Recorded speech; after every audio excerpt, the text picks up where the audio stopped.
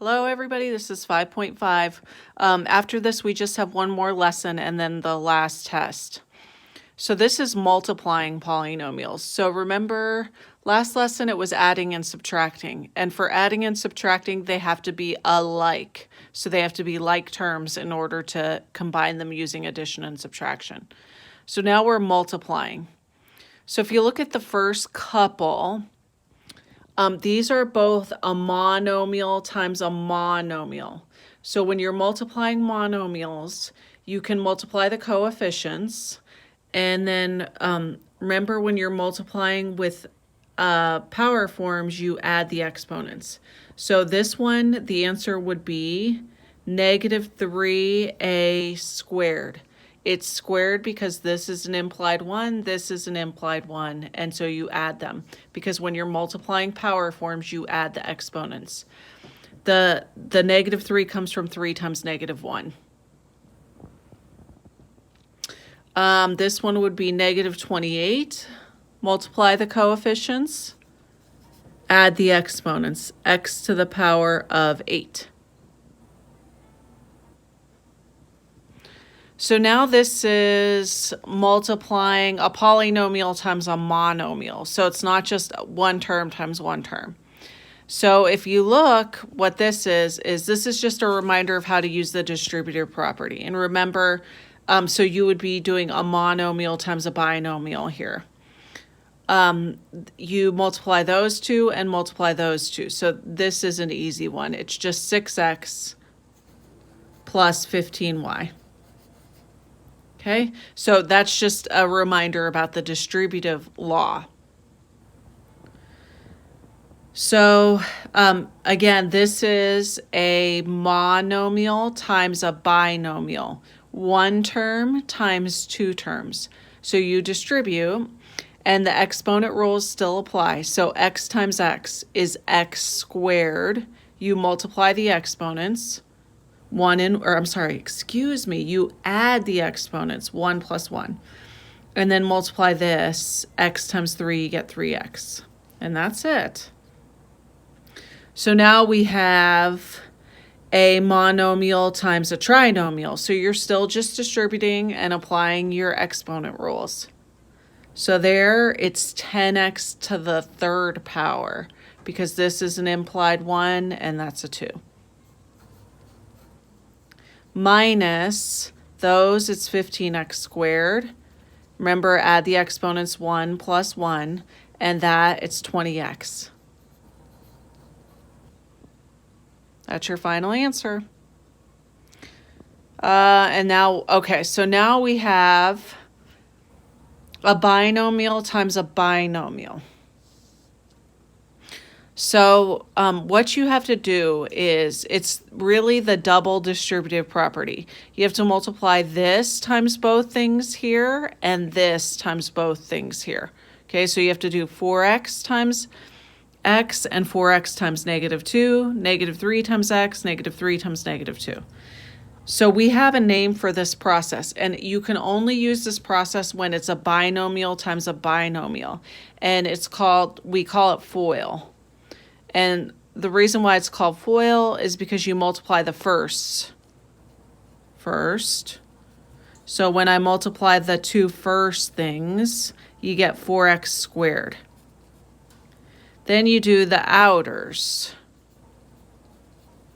Okay, so it's that thing times that thing, the outers. It's negative 8x. Now you do the inners. Okay, they're the inner two terms. Negative 3 times x is negative 3x. And then the L in FOIL comes from the two last things. So it's negative 3 times negative 2. So it's positive 6. Okay, so this is only for a binomial times a binomial. So let me write this down. The binomial. The mnemonic device is FOIL, and it stands for first, outer, inner, last.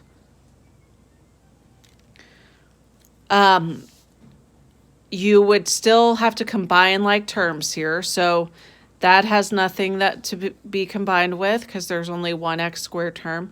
You can combine those two because they both have a plain x, so negative 11x, and then plus 6. And that's your final answer.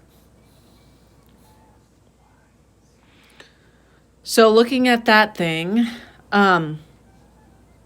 you have to be very careful on these. 3 minus x squared means, squared always means write it twice and multiply it. Just think, if you have 5 squared, it means 5 times 5, okay? So you have to write this thing twice and multiply it. So it's a binomial times a binomial, so you're applying FOIL. So multiply the first, 9. Outers, 3 times negative 1x is negative 3x. Inners, negative 3x. Lasts, it's negative x times negative x, so it's positive x squared. Be careful there.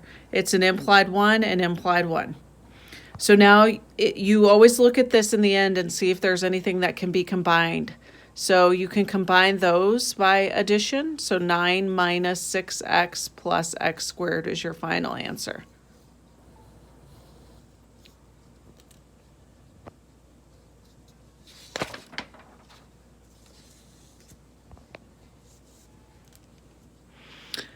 So typically so this is a trinomial, 3 terms times a binomial.